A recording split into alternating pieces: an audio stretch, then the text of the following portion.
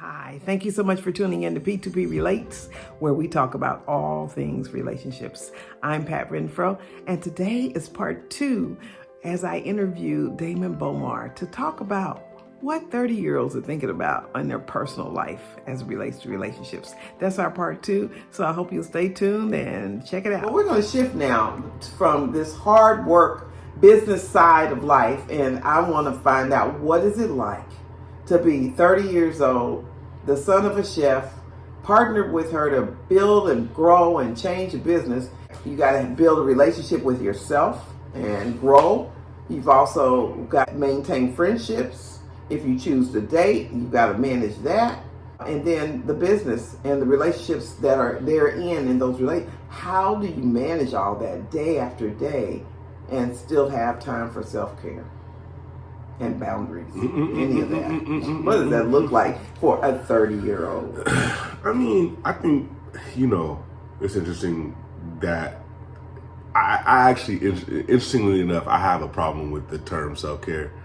And because I think that for me, it causes kind of like a second guessing type energy where at 30 years old, I feel very comfortable just going. You know what I'm saying? Just going, and really like taking care of myself, doing things that I love to do along the way. There are things that I realize that me specifically, I definitely need to do, but it's just hard to kind of find that definition when that word is just kind of just floating around the social media sphere and the ethos just kind of like without a true definition. So it just is interesting, and it's just an interesting commentary that I process on my own. Just because it's like, well, what does that mean? What does self-care mean? But it means something different for everybody. This is just my own little kind of thing where I just don't like words that have no truth, finite definition. I'm going to jump in here because just last night I was at a friend's house and they had a party for somebody's birthday. Yeah. And then they went in to talk about some other things. And one of the things they talked about was one lady said, I hate that term. Yeah. Because it's pressure, it's expectation, it's nebulous, so you don't really know what it means. Right. Exactly. Somebody pulled out the big book and they actually started talking about a definition. And I don't remember what they said, but I loved how there was instruction for this particular support group. Right. But self-care, I'll just define it. Self-care says, even though I've got a lot on my plate and a lot to do, I am going to develop a discipline over a period of time that says, I matter enough that I need to take care of myself. Right. I need to take care of I need to make sure I got enough rest. Right. Because life can be exciting. Right. And you're at an age where excitement is real, especially when you're towards your purpose. You are gifted for business. Right. And so now you're in the mix of it. You're doing it. You love family and you're supporting your family. I have a confession to make, and I think he already knows it anyway, but when he was coming back and leaving DC to come back here and help his mom, I was like, oh, he's just going to ride on her coattail, bless his heart. Because they were already had a wonderful relationship. So I figured, oh, he's just going to come back to his friend and kind of help her out.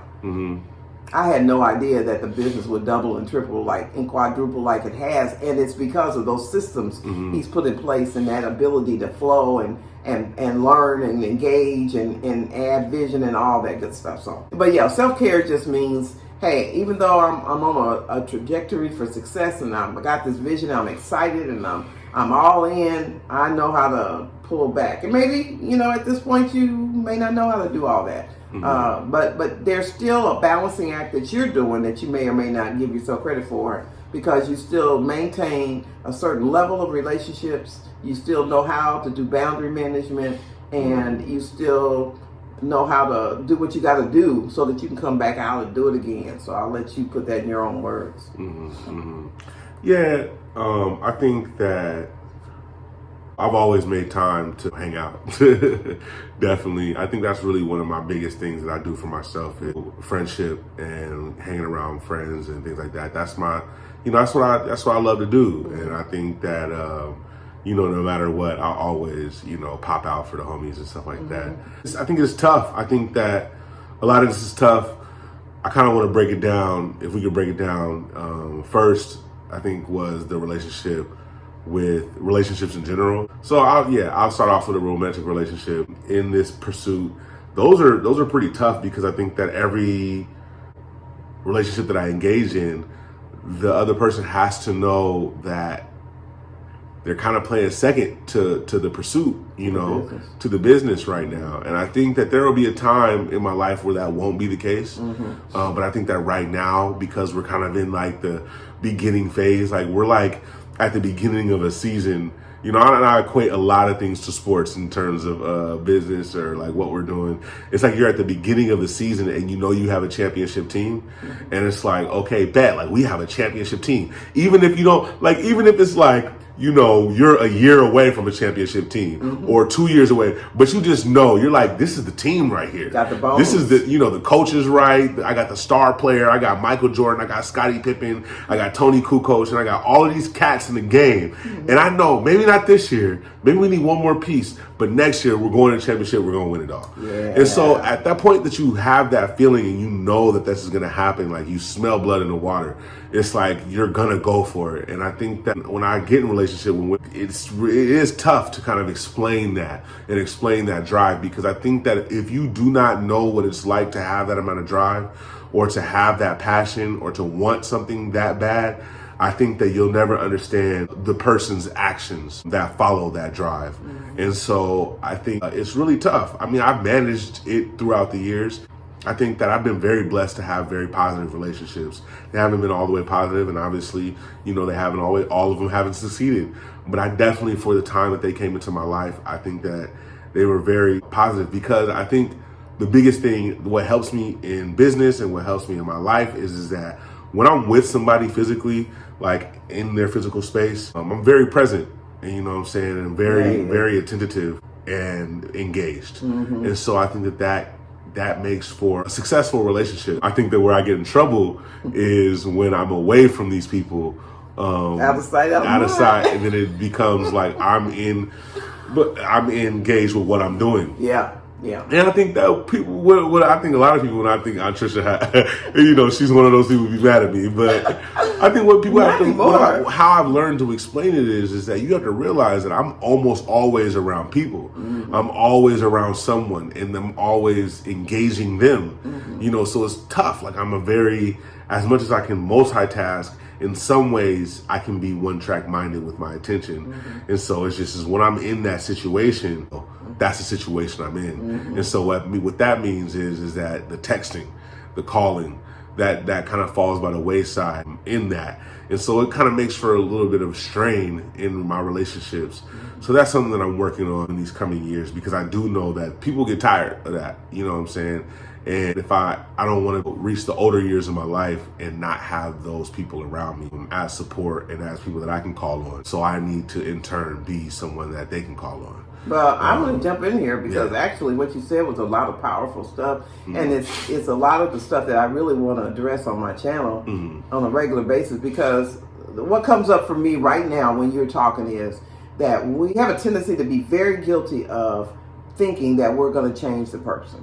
Once they find out how, this is what I was like when I was your age. Once he finds out how fine I am, well, he already saw that, that's why he got with me. But once he finds out that I'm wonderful and I'm caring and I'm attentive and I'm all these things, he's going to change, because he's going to want more of that. So if I was dating a person with your exact personality type, then I would say, okay, yeah, out of sight, out of mind, but boy, I'm going to blow his mind. So then when he's out of sight, he's going to want me so much. He's going to gravitate toward me more than he normally would. I did it with my husband, who's passed now, but when we were dating, he was very much like Damon in a sense. He was very focused on his career. He went from $0 to $100,000 in a 6-year period of time. But it was many years before that of having a skill set in IT. But when he was doing IT, it was all on. And he used to say things like, which was so funny later, but I used to think he was a horrible person at first. He said, the world would be a cool place to be if it wasn't for you people. And then he would talk about how he would be in the office fixing people's computer and they want to talk to me. Right. He's like, man, I'm trying to get the computer fixed. I can get it fixed so you can get back to work if you shut up. Right. But he was professional, so he never said that to them. He would just come home and say it to me. Yeah. But I was like, man, what kind of person are you? And I would judge him, and I would think he was not this and that and other because I'm an extrovert. I mean, the more I get around people, the more alive I become. And yet introverts are like, please, I gave you all that I had when I gave it to you. Could you chill? My God. And so what I wanted to say in the midst of this was how important it is to, as you do self-development, work on accepting the person just the way they are. Now, if it becomes offensive or the boundaries are out of control or something because you're so different than they are and what you need is so different, then love yourself, self-care yourself enough to say, I need more of this, and that's not okay. But don't try to think that if he falls in love with you and he gets committed to you in a relationship, that means he's going to change. What you see is what you get. And then if y'all marry, it's going to be times 5. So just be ready for that times 5 multiplication of that personality, because guess what? What you see is what it is. It ain't nothing else. It ain't going to change because of you. They are who they are because that's who they are. And then likewise, you are who you are. So if you gotta have, then you better keep looking. Right. Keep it stepping. That's interesting that you say that, because I was thinking that in my head. And I often have this conversation, especially more recently that I've become a little more aware. But I was like, this is who I am, and you're going to have to decide whether or not you're going to accept this or not. Or, if you need a certain type of love or a certain type of communication, then you need to stand in that. And honestly, if I'm not the person to be able to give it to you, then you got to move on. But see, a lot of times the people don't want to move on. They want you, but they want you on their terms. Exactly. And they're not going to get you on those terms. Exactly, because honestly, I'm the type of person where, look, if I don't want to do something, then I'm not gonna. Not only am I not going to do it, but I'm also I'm gonna specifically not do it because you asked me to do it. Right. That's very true. You know what I'm saying? And but that's because but most of the time I'm a very amenable person. You know what I'm saying? But then there's this, there always is that. But actually, that will confuse people too. Yeah, I know. And and it's not your fault. Women, let me speak to you for a second. The reality is, just because a person's nice and just because they even accommodate some of your requests doesn't mean that that's sustainable. Because the reality is, if that's not who they really are, but they're doing it because they like you and they really do want to have you in their life, they're going to try for a little bit, but then they're going to go back and be what? Themselves. Yeah, so true. The biggest gift you can give yourself is being able to embrace the differences and say, can I handle it or not? And either answer is okay. It's just a matter of, don't do your math problem thinking they're going to change, because they aren't going to change. Now, if they do, it ain't going to be because of anything you did. Right. It will have absolutely nothing to do with you if they change. We change all the time if we're growing and we're becoming the best we can be in our lives. But we change because we've decided we need to change, or we get the revelation that something's awry about how we've been doing things and we want to change. But we're never going to change because you were so wonderful. It has nothing to do with you. And I don't know. That's a hard. I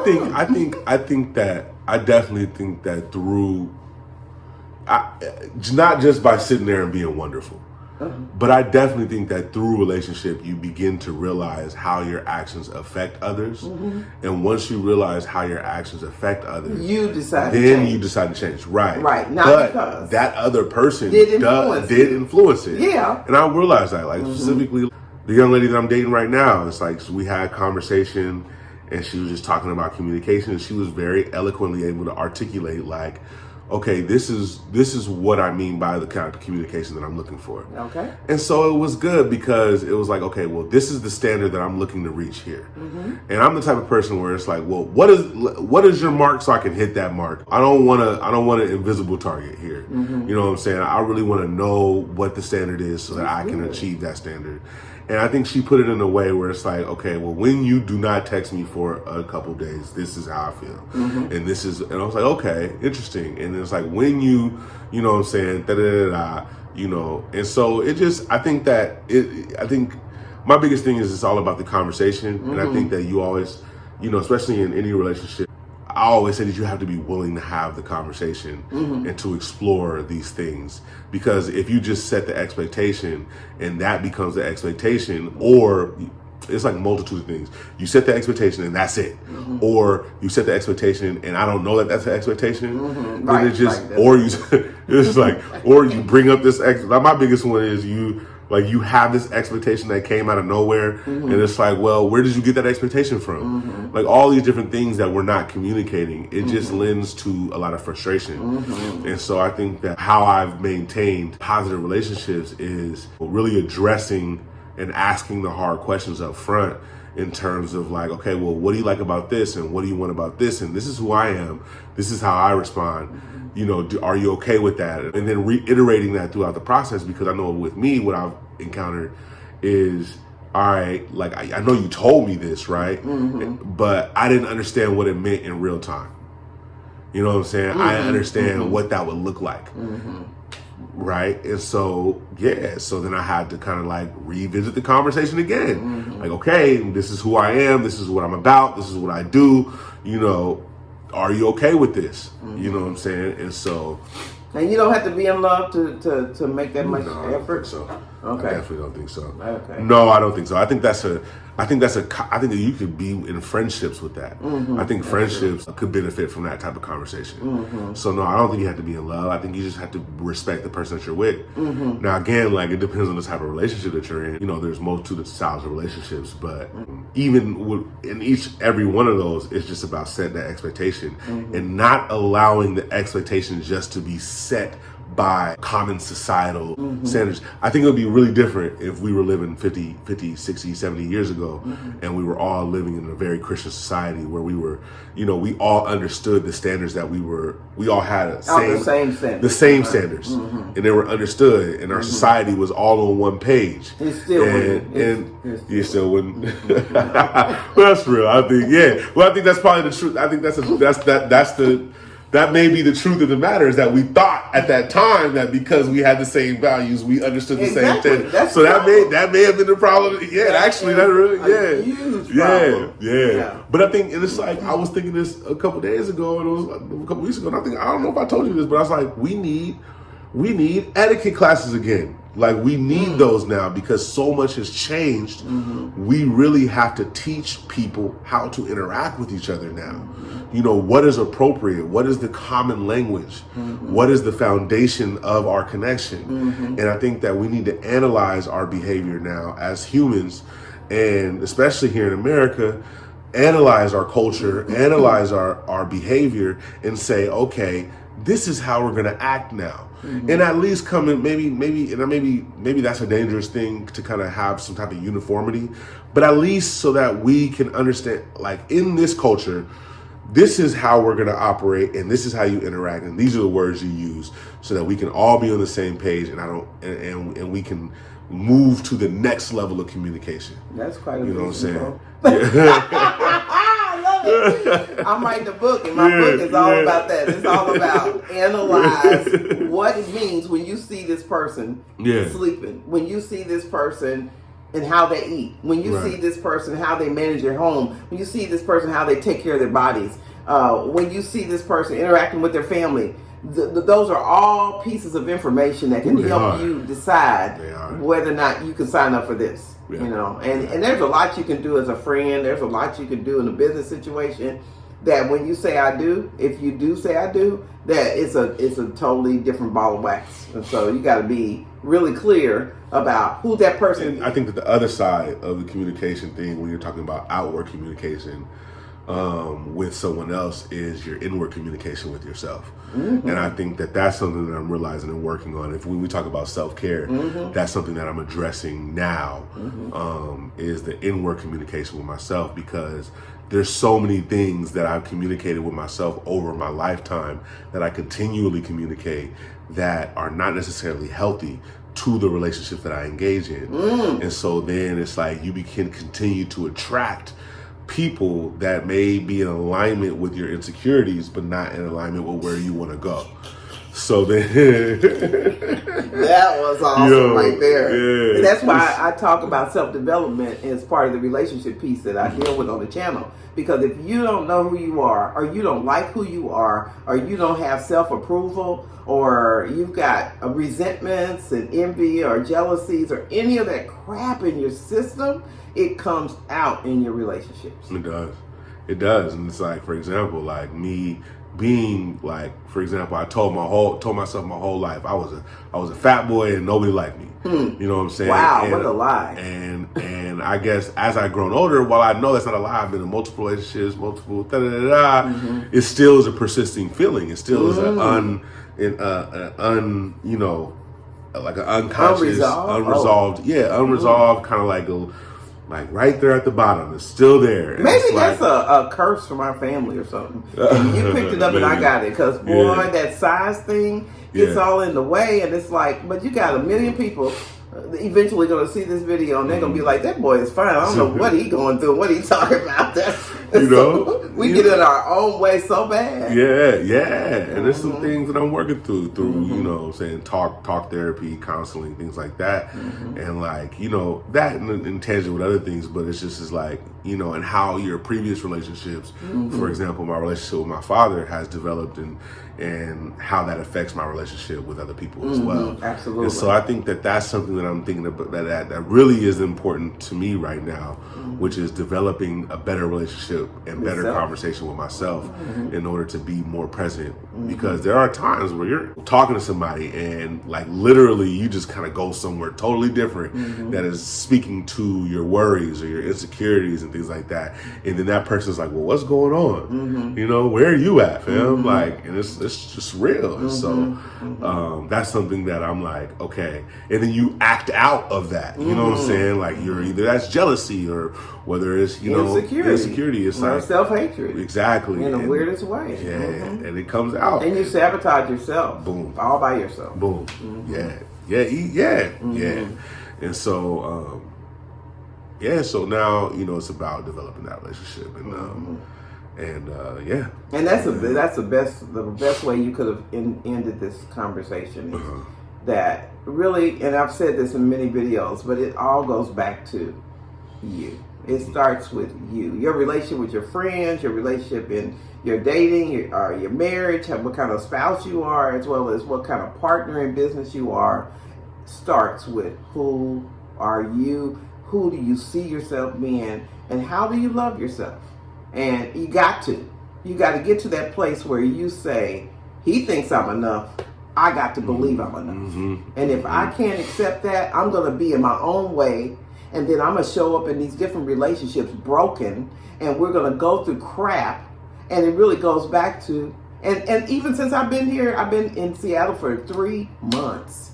And I've grown still. Because I'm constantly having to ask myself, why are you stuck there? Why are you responding this way? Why are you feeling insecure? Or I even went through a couple of weeks where I said, I'm just a loser. I'm just a wannabe. Because I'm looking at YouTube scores. Please, I better know who I am, whether I get 1 view or 0 views for the next 3 months. That's right. I better know that I'm all that and it's all okay. And I'm just new at it. And I'm not like Joe Blow. We gotta get this straight over and over again until we really actually believe in ourselves. Because you know what? If I don't believe in me, I don't care what brother I hook up with, we are not gonna have success because that stinking thing is gonna rise up at the weirdest times and mess us up. So I think can I add to that? Essentially, I was watching this TED Talk, and I forgot the brother's name, and I can pull it up and send it to you later, but he was like, anxiety is an important human development. And he was saying anxiety tells you that something is important. You know what I'm saying? Like, you know, or fear, like fear can be matched. Anxiety can be matched as fear, but fear and anxiety, which coincide with each other, can tell you that something is important. So when you have those feelings or you have those insecurities come up, you know, it may just mean that what you're doing is important. And so, but then my friend, this is now mixing that advice with a friend's advice, he was like, the important thing is that you act it doesn't matter if you have fear. Fear is natural. It's that you act before the fear sets in. And so I think that those two in tangent are very important. It is that recognize the importance of the situation, the importance of the moment, and when you feel that, look around and see what else is happening. When you feel the fear, when you feel the insecurity, look around and see what else is happening so you can identify the moment and then act before the fear sets in, metastasizes in your body. Because sometimes fear comes from the unknown, fear comes from not being prepared, fear comes from you look over and you realize you don't have your stuff together, and so take action and move forward, move into it, and don't get paralyzed. Right. Well, Mr. Bomar, this was an awesome interview. I've been looking forward to doing it. I've been trying to do this talking about fear for a year. And the funny part is every time I asked, he said yes. I was in my own way. So that didn't stop today. I still felt the same way. But we have to move forward. We got to act before, otherwise we're frozen. And it's a bad thing. So thank you so much for your time. It was wonderful. Hey, hit that subscribe button and you'll get more information about relationships. Tap the bell, and when I upload, which is every Friday, you'll get notified.